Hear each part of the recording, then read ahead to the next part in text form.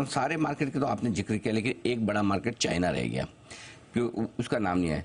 क्या ये चाइना का हाल वैसे ही हो जाएगा कि ग्लोबल रैली में पार्टिसिपेट नहीं कर रहा है, जैसा एक जमाने में जापान, कि भाई इसके बगैर भी दुनिया के मार्केट हाई बना सकते हैं, क्या वैसे ही चाइना का हाल होगा? देखिए, चाइना में बहुत इंटरेस्टिंग बात हो रही है कि जैसे अब मैं बता रहा हूँ 80-90% लाइफ टाइम हाई है, ये मार्केट 52 वीक लो पे करी है। करेक्ट। तो उस हिसाब से क्या है कि इंडिया के लिए ये बहुत जरूरी ये इस बात पे हो जाता है, क्योंकि एक जो इंडिया में एफआई फ्लोज आते हैं वो है इमर्जिंग मार्केट फ्लोज। करेक्ट। और इस इमर्जिंग मार्केट इंडेक्स में सबसे बड़ा हिस्सा चाइना का है। तो अगर आप इमर्जिंग मार्केट चार्ट देखें इक्विटीज का, तो ग्लोबली तो one of the worst charts जो है ईएम चार्ट्स है, बिकॉज उसमें चाइना है। China, correct. और आजकल मैं ये एक नरेटिव सुन रहा हूं, लोग बात कर रहे हैं, जैसे एक इंडेक्स बना था 10 साल 15-20 साल पहले, एशिया एक्स जापान। हाँ बिल्कुल था।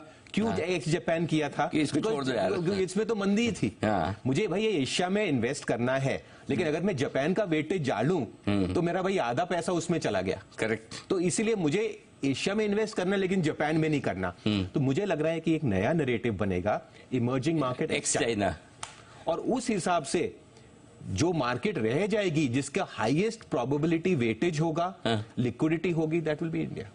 क्या एकदम डीप इंसाइट एकदम आप निकाल के लाए, बहुत इंटरेस्टिंग चीज है ये। पॉसिबिलिटी है, अब ऐसे इंडेक्स नहीं है, बट ये डिस्कशन हो रहा है, ये रीडिंग हो रही है। तो अगर एक नया, जैसे याद है थोड़े साल पहले ब्रिक्स इंडेक्स बना था, तो ये क्या इंडेक्सेस और कॉन्सेप्ट्स बनते रहते हैं, और ये तो बाजार जो नई रियलिटीज आता है, बट एक नई डिस्कशन हो रही है इमर्जिंग मार्केट्स एक्स चाइना, और अगर वहां पे फ्लोज आए तो India will be the biggest out performer. तो अगर मैं आपकी बातों को समअप करूं तो एक चीज, पहली चीज तो ये आप ये कह रहे हैं कि भारतीय बाजार बहुत बड़े बुल रन में, राइट?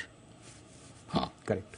दूसरी बात, सिर्फ हम बुल रन में नहीं है, पूरी दुनिया भर के बाजार बुल रन में, और मैक्सिमम। और जो ट्रिगर है, हाँ। अब ये बुल रन इसका स्टार्ट हो रहा है, अभी हमें इसका बेनिफिट मिलेगा। हाँ। अच्छा, तीसरा जो आप कह रहे थे कि ये बुल रन पिछले महीने ही शुरू हुआ है ग्लोबल मार्केट में, इसको जरा समझाइए कि पिछले महीने का क्या पॉइंट है, कहां से आप ये क्यों कह रहे हैं? जब लाइफ टाइम हाइज में ब्रेकआउट होता है ना, उसमें क्या होता है, एक लाइफ टाइम हाइज की एक अलग क्वालिटी होती है। लाइफ टाइम हाई का मतलब है कि भाई ये भाव हमने कभी पहले देखा नहीं। करेक्ट। S&P 500 ने 5000 पहली बार देखा है, यानी मोटा मोटा जो ऑफ कोर्स हम स्टॉक्स खरीदते हैं, बट जिसने S&P 500 खरीदा है वो सब प्रॉफिट में है, राइट? हाँ, जिसने खरीदा वो तो है ही, वो तो लाइफ हाई पे तो सब प्रॉफिट में है। तो एक चीज है कि भाई इन्वेस्टर सेंटिमेंट पॉजिटिव है, और दूसरी बात क्या होती है कि बहुत से लोग साइडलाइन पे बैठे रहते हैं करेक्शन के लिए, बहुत से लोग रुकते हैं, बट जब लाइफ टाइम हाई होता है तो आपको आना ही पड़ता है। हाँ, और मिस आउट वाली फीलिंग आ जाती है। और क्या है, फंड्स के लिए काफी बेंचमार्किंग होती है, ये सब इश्यूज होते हैं। जब बेंचमार्क चल जाता है ना, मे बी दिल से आप शायद इतने बुलिश नहीं हो, लेकिन आपको बहुत बार डिप्लॉय भी करना पड़ता है। तो एक लाइफ टाइम हाई का एक अलग ही नेचर होता है। इसको कहते हैं ब्लू स्काई। ब्लू स्काई कहते हैं कि एक्चुअली आप उसमें ज्यादा टारगेट्स लगा भी नहीं सकते, पता ही नहीं, क्योंकि आपने वो लेवल्स देखे नहीं। तो एक लाइफ टाइम हाई का एक अलग ही क्वालिटी है, बिकॉज आप और मैं डिफर कर सकते हैं, ये बुल मार्केट है, बेयर मार्केट है, but at lifetime high we can not debate that. हाँ, वो भाव नहीं देखा, वो तो बुल मार्केट है ही है, इसमें कोई दो राय नहीं। तो उस हिसाब say that is a very powerful trigger for the mind. तो आज के एपिसोड से 2-3 चीजें जो अतुल सर ने बताई है वो बहुत काम की। पहली चीज, सिर्फ हम नहीं, पूरी दुनिया के मार्केट, सिर्फ एक चाइना वाइना को और एक दो छोटे मोटे छोड़ दीजिए, लगभग सारे 85 से 90% दुनिया भर के बाजार, जिसमें अमेरिका, यूरोप, जापान, हिंदुस्तान, ये चारों इतने बड़े मार्केट है जो बुल रन में है।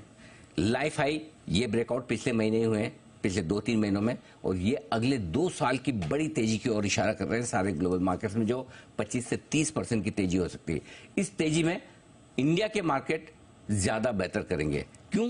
क्योंकि हम घटते वक्त कम घटते हैं और बढ़ने में सबसे आगे रहते हैं। तो हो सकता है जितनी तेजी अमेरिका में हो, जापान में हो, यूरोप में हो, हिंदुस्तान के बाजारों में अगले 2 साल में उससे कहीं बेहतर तेजी होगी।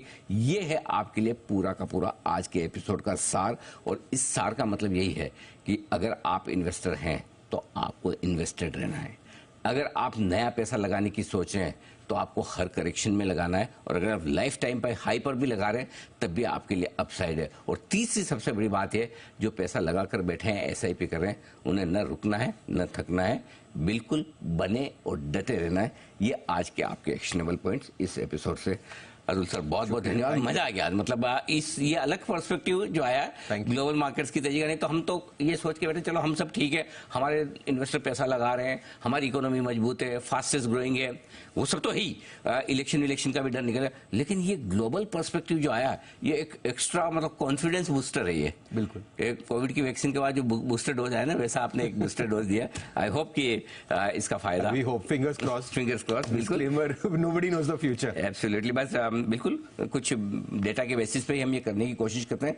बहुत बहुत धन्यवाद सर, और अगले महीने आपसे फिर एक और इसी तरह की बड़ी डिटेल रिसर्च के साथ हम मुलाकात करेंगे, जिसमें अतुल सर बताएंगे उस महीने के लिए आपका बड़ा ट्रेंड, यानी हमारे इस खास सीरीज में बिग ट्रेंड विद एएस, यानी कि अतुल सूरी सर। बहुत बहुत धन्यवाद आप सबका भी बहुत बहुत शुक्रिया इस खास शो में हमारा साथ देने के लिए। जल्द मुलाकात होगी, नमस्कार।